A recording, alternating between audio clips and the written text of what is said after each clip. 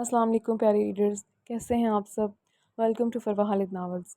उम्मीद करती हूँ आप सब बिल्कुल ठीक ठाक होंगे। मैं आज फिर हाजिर हुई हूँ तशने की चांस कलम फरवा खालिद किस्त नंबर 25 के साथ। इससे पहले किस्त का आगाज़ किया जाए, जल्दी से जाकर हमारे चैनल को सब्सक्राइब करें, वीडियोज़ को लाइक करें और बेल आइकन प्रेस करना ना भूलें ताकि आने वाली तमाम वीडियोज़ के नोटिफिकेशन आपको मिल सकें। तो आएँ शुरू करते हैं किस्त नंबर 25।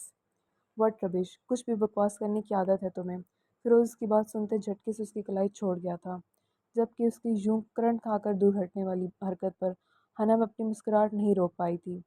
उसे इस शख्स की सिर्फ एक बात ने काफ़ी अट्रैक्ट किया था कि वो काफ़ी ज़्यादा शरीफ था। उस पर पूरा हक होने और उसके साथ इतना टाइम अकेला रहने के बावजूद उसने कभी अपनी हद पार नहीं की थी। अभी उसके कहते ही फिरोज़ ऐसे दूर हुआ था जैसे वो कोई अछूत शय हो। बकवास नहीं, सच बोल रही हूँ। लगता है तुमने भी काफ़ी मिस किया है। तुम हालत क्यों समझ रहे हो, हम तो दोस्त हैं ना, दोस्तों में इतना तो चलता है। हनम को उसे चढ़ाने में मज़ा आने लगा था। दोस्त, तुम मेरी दोस्त ना कभी थी और ना कभी बन सकती हो। मैं दुश्मनों को दोस्त नहीं बनाता। फिरोज़ को समझ नहीं आया था कि अचानक से इस लड़की का अंदाज़ इतना दोस्ताना कैसे हो गया है। अब फिर वो कौन सा नाटक शुरू करने वाली थी। मगर मैं जिन्हें एक बार दिल से दोस्त मानती हूँ उन पर जान वार सकती हूँ। आज़मा के देख सकते हो। हनम उससे फासले पर होती दरवाजे की जानिब बढ़ी थी। वो धीरे धीरे वहाँ से खिसकने के चक्रों में थी। उसे बातों में उलझाने का मकसद भी यही था, मगर वो ये भूल चुकी थी कि सामने खड़ा शख्स पुलिस ऑफ फोर्स का एक बहुत ही ज़हीन और काबिल ऑफिसर था, जिसकी ज़ेरिक निगाहों से बच पाना इंतहाई मुश्किल काम था। मेरी ऐसी कोई ख्वाहिश नहीं है, ना मुझे तुम्हारी जान की ज़रूरत है। फिरोज़ दूर खड़ा उसे देख रहा था। हनम दरवाजे से कमर टिकाए हाथ पीछे ले जाकर हैंडल घुमा चुकी थी। इससे पहले कि दरवाज़ा खोलती, फिरोज़ उसके सर पर पहुंचता दरवाजे पर उसके दाएं बाएं हाथ जमाता पूरी तरह उसके ऊपर हावी हुआ था। हनम उसकी इस हरकत पर घबरा कर दरवाजे के साथ बिल्कुल चिपक गई थी। कब से उसे छेड़ रही थी, मगर अब उसके एकदम करीब आते ही हनम की सीटी गुम हुई थी। मेरे साथ होशियारी करने की कोशिश मत करना, वरना पूरी ज़िंदगी के लिए कैद कर दूंगा। अभी मेरी मर्ज़ी के बाहर इस कमरे में आकर जो हरकत की है तुमने, उसकी सज़ा यही है कि तुम नीचे इवेंट में नहीं जाओगी। आज की रात इसी कमरे में बंद रहोगी और कल सुबह होते ही तुम्हें वापस भिजवा दूंगा मैं। फिरोज़ ने उसकी आंखों में अपनी सर्द आंखें गाड़ती उसकी कुछ देर पहले की सारी चालाकी और होशियारी निकाल दी थी। हनम घबराई निगाहों से उसकी जानिब तकी गई थी। क्यों ये शख्स जो कहता था वही करता था, क्योंकि ये शख्स जो कहता था वही करता था। नहीं, तुम ऐसा नहीं करोगे। हनम ने फ़ौरन नफ़ी में सर हिलाया था। बिल्कुल करूँगा।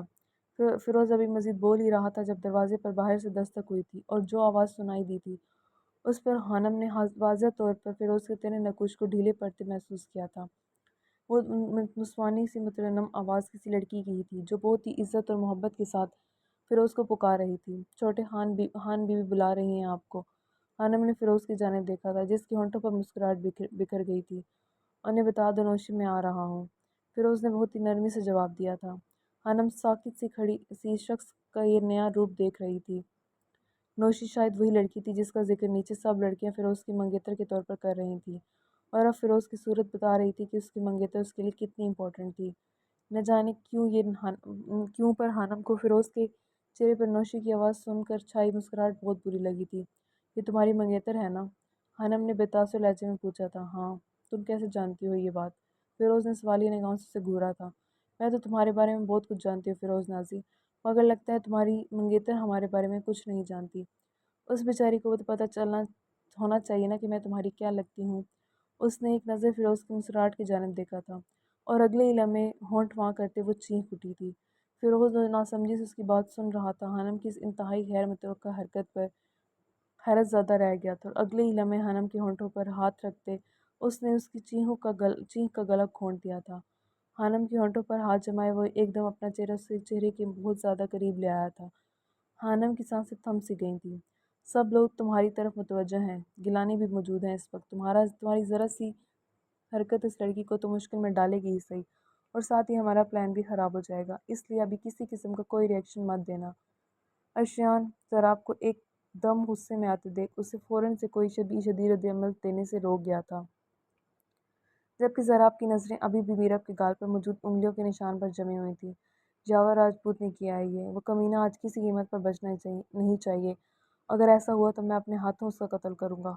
ज़राब जानता था सब लोगों की निगाहें उसी पर हैं। वो अपनी किसी किस्म की भी कमज़ोरी ज़ाहिर करके अपने दुश्मनों को जीतने का कोई मौका नहीं देना चाहता था।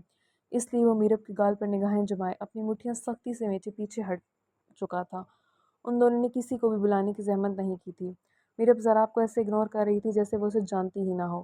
میرب کو سب سے زیادہ غصہ اسی پر تھا۔ تھپڑ اسے یاور نے مارا تھا، مگر وہ ضراب پر غصے سے بپری ہوئی تھی، جو اس سب کی وجہ تھا۔ ضراب نیازی جو ہر وقت میرب کی اذیت دینے اور اپنے سامنے انتہائی غیر اہم تصور کرتا آیا تھا، جو خود نہ جانے کتنی بار اس کے دل کے ٹکڑے ٹکڑے کر چکا تھا، وہ میرب راجپوت کی کسی اور کی جانب سے دی گئی تکلیف برداشت نہیں کر پایا تھا۔ ذرا وہاں سے ہٹ گیا تھا، مگر اندر آتے ہی ٹیبل پر ہاتھ مارتے اس نے وہاں رکھی ہر شے چکنا چور کر دی تھی، جس کے نتیجے میں ضراب کے اپنے ہاتھ زخمی ہوئے تھے، مگر اس وقت اسے اس بات کی پرواہ بالکل بھی نہیں تھی۔ اس کے اندر آگ لگی ہوئی تھی۔ ضراب کام ڈاؤن پلیز، تم یہ کیا کر رہے ہو؟ یہ وقت اس طرح اپنا آپا کھونے کا نہیں ہے، اس سے ہماری دشمنوں کو ہی فائدہ ہوگا۔ ارشیان نے آگے بڑھتے ضراب کا بازو پکڑتے اسے مزید خود کو زخمی کرنے سے روکا تھا، جس کے دونوں ہاتھ لہو لہان ہو چکے تھے، مگر اسے پرواہ نہیں تھی۔ اس کی آنکھوں کے سامنے اس وقت صرف میرب کا سوجا ہوا گال تھا، جسے اس نے بہت مہارت سے چھپانے کی کوشش کی تھی، مگر وہ ضراب کی نگاہوں سے پوشیدہ نہیں رہ پائی تھی۔ اسے کسی طرح اندر بھیجو، مجھے بات کرنی ہے اس سے۔ ضراب کے اندر کا ابال کسی صورت کم ہونے کا نام نہیں لے رہا تھا۔ اس نے پلٹ کر لال آنکھوں سے ارشیان کی جانب دیکھا تھا، جو اس بات میں سر ہلاتا باہر نکل گیا تھا۔ وہ ضراب کی کیفیت عرصے سے سمجھ رہا تھا، وہ لوگ ایک جیسے ہی تو تھے، اپنی چیزوں پر کسی کی ذرا سی نظر پڑتی بھی برداشت نہیں کر سکتے تھے، وجہ کہ اسے نقصان پہنچایا جائے۔ ارشیان کو گئے کچھ ہی دیر گزری تھی، ضراب رخ موڑے کھڑا تھا جب اسے چوڑیوں کی کھنکار سنائی دی تھی۔ ضراب بے قراری سے پلٹا تھا جب اندر آتی میرب کو دیکھ وہ خود کو اپنی جگہ نہیں روک پایا تھا۔ اس نے کیا ہے یہ؟ ضراب میرب کے سر پر پہنچتا اس کی کلائی تھام کر اسے اپنی جانب کھینچ چکا تھا۔ میرب سیدھی اس کے سینے سے جا ٹکرائی تھی۔ میرب کے نقوش بھی غصے سے تنے ہوئے تھے۔ ضراب کے یوں ایک دم قریب آنے پر میرب کے چہرے پر ناگواری بھرے تاثرات چھا گئے تھے۔ تم کون ہوتے ہو یہ سوال کرنے والے؟ میرب اس کے سینے پر اپنے دوسرے ہاتھ سے دباؤ ڈالتی، اسے خود سے دور کرتے زہر خود لہجے میں بولتی۔ ضراب کو مزید آگ لگا گئی تھی۔ میں کون ہوتا ہوں تم سے بہتر کوئی نہیں جانتا۔ ضراب اس کی دوسری کلائی بھی اپنی گرفت میں لیتا اس کی کمر پر موڑتا اسے خود سے قریب تر کر گیا تھا۔ اس کے زخمی ہاتھوں پر لگا خون میرب کی کلائیوں کو لال کر چکا تھا۔ چھوڑو مجھے ضراب نیازی، میں تمہاری صورت بھی نہیں دیکھنا چاہتی اس وقت۔ گھن محسوس ہو رہی ہے مجھے تم جیسے گھٹیا اور بے ضمیر انسان سے۔ میرب اس کی گرفت سے آزاد ہونے کی کوشش کرتی اس کی شام میں میسج میں کہی بات کا بدلہ لے گئی تھی، جو سن کر سیکنڈ کے 1000ویں حصے میں زارا کے چہرے پر مسکراہٹ کی جھلک ابھری تھی۔ یہ لڑکی اس سے اپنے ہر درد اور اذیت کا بدلہ لینا چاہتی تھی، مگر ہر بار ناکام ہی رہتی تھی۔ باقی تمام چیزوں کی طرح اس معاملے میں بھی وہ اس پر حاوی ہی تھا۔ مگر مجھے گھن محسوس ہو رہی ہے مگر مجھے گھن محسوس نہیں ہو رہی، کچھ دیر ان باہوں میں رہنا چاہتا ہوں۔ ضراب جب تک یہ جان نہ لیتا کہ میرب پر ہاتھ کس نے اٹھایا ہے، وہ اسے اتنی آسانی سے نہیں جانے دینے والا تھا۔ میرب یہ بات جانتی تھی، مگر وہ اس کے سامنے یاور کا نام لے کر یاور کے لیے موت کا گڑھا مزید گہرا نہیں کرنا چاہتی تھی۔ اپنی لیمٹس میں رہو ضراب نیازی، تم ہر بار اپنی حد پار کر جاتے ہو۔ میرب کو اس پر بے پناہ غصہ تھا، مگر وہ چاہ کر بھی اپنا غصہ اسے نہیں دکھا پا رہی تھی۔ وہ شخص اسے کبھی اپنی کسی قسم کی فیلنگ ظاہر کرنے کا موقع ہی نہیں دیتا تھا، ہر بار بس اپنی ہی دھون چماتا تھا۔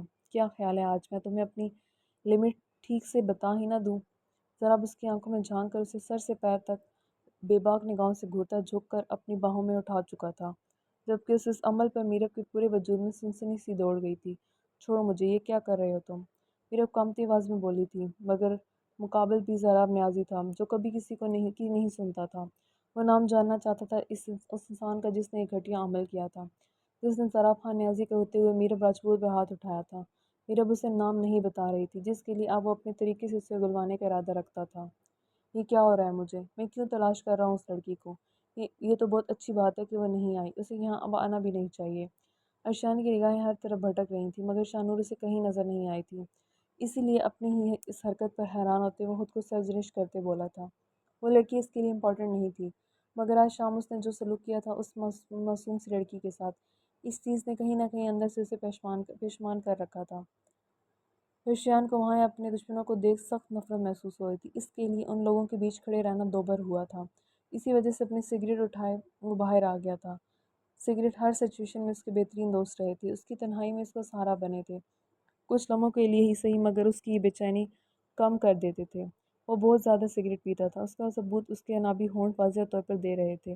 اسے باہر آئے تھوڑی ہی دیر ہوئی تھی، وہ ایک کے بعد دوسرے سگریٹ پھونک رہا تھا، جب سگریٹ کے دھوئیں کے بیچ پیچھے اسے سامنے کا منظر دھندلا سا نظر آیا تھا، مگر اس دھندلے سے منظر نے بھی اشیاء خان نیازی کو انگاروں پر لٹا دیا تھا۔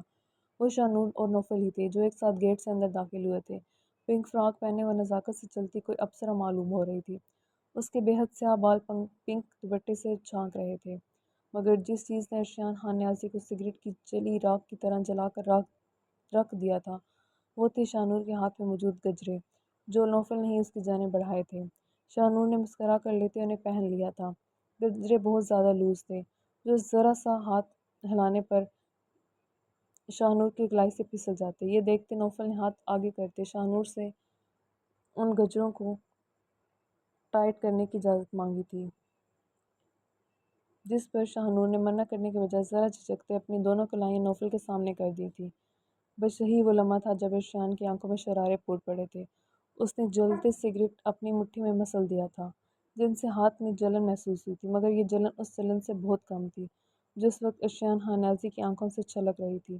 نوفل اس کے دونوں گجرے سیٹ کرتا مسکرا کر پیچھے ہوا تھا اور اندر سے کسی کے بلانے پر شاہنور کو بھی ساتھ آنے کا اشارہ کرتا اندر کی جانب بڑھ گیا تھا۔ شاہنور جو نوفل کے پیچھے جانے ہی لگی تھی، اسے اچانک سے کچھ محسوس ہوا تھا۔ اسی احساس کے زیر اثر وہ واپس پلٹی تھی۔ جب اپنے سر پر پہنچتے ارشیاء نیازی کو دیکھ شاہنور کو زمین آسمان گھومتے محسوس ہوئے تھے۔